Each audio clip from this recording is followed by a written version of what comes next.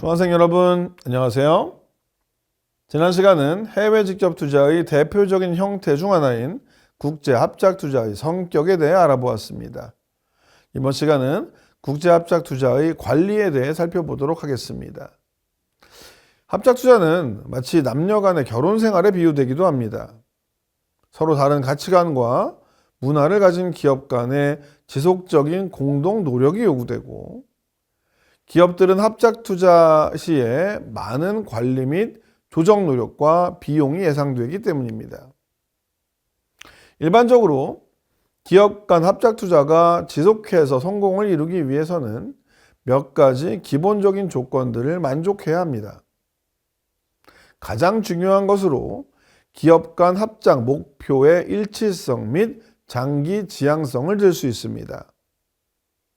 합작 기업들은 기본적으로 다른 회사와의 일시적인 협력인 경우가 많아 시간의 흐름에 따라 합작 기업 간 중시하는 사업 목표가 달라질 수 있습니다. 예를 들어 한 파트너는 시장 확대를 중시할 수도 있고, 다른 파트너는 단기 이윤 창출에 더 큰 관심을 가질 수 있습니다. 또한 합작 당사자들이 지나치게 단기적인 기업 목표에 집착하다 보면 분쟁이 발생할 확률이 높습니다. 따라서 신기술 개발, 신시장 개척, 규모의 경제, 범위의 경제 등을 통한 경쟁 우위 창출 등 장기적인 목표를 가질수록 합작 기업 간 협력 관계가 원만해질 수 있습니다. 합작 투자 과정은 일련의 신뢰 구축 또는 학습 과정으로 볼 수 있습니다. 따라서 합작 사업은 가급적 단계적으로 실시하는 것이 상대방과의 마찰을 줄이고 신뢰 형성에 효과적입니다. 또한 처음부터 너무 큰 사업에 대해 합작을 시도하는 것보다는 가급적 상호 이해관계 일치도가 높고 규모가 작은 사업부터 공동으로 시행하는 것이 좋습니다. 조정 및 커뮤니케이션 기능도 매우 중요합니다.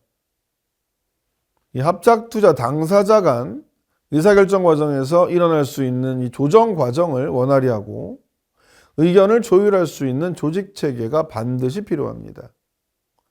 예를 들면 기존의 업무 체계와는 별도로 의견 조율을 할 수 있는 공동위원회 등을 정기적으로 운영할 필요가 있습니다. 파트너 기업 간의 기여와 책임의 공유를 명확하게 하는 것도 중요합니다. 합작 파트너들이 기여할 부분을 명확히 정하고, 아울러 합작 사업 결과에 대한 성과도 일정 기준에 따라 배분하는 것을 명확히 하는 것이 바람직합니다. 합작 투자 관계가 장기적으로 지속되기 위해서는 파트너 기업들이 모두 합작법인이나 합작 프로젝트의 경쟁 우위에 나름대로 기여를 해야 합니다. 또 다른 것보다도 최종적인 의사결정을 할 수 있는 최고 경영층의 지원과 관심이 중요합니다. 합작 투자의 목적을 달성하기 위해서는 당사자들이 자금, 기술, 인력 등의 경영 지원을 지속해서 투입해야 합니다. 이를 원활히 하기 위해서는 최고 경영층의 지속적인 지원과 관심이 요구됩니다.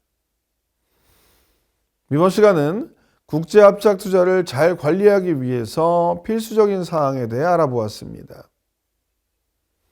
국제 합작 투자가 원활하게 진행되기 위해서는 합작 기업 간 공동 목표, 신뢰, 의사소통 등이 중요하다는 점을 확인할 수 있었습니다. 이번 강의를 통해서 다양한 실제 사례를 중심으로 전략적 제휴와 국제 합작 투자에 대해 알아보았습니다.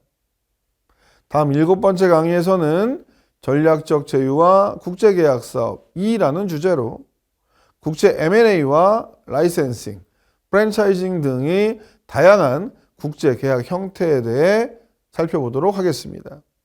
감사합니다.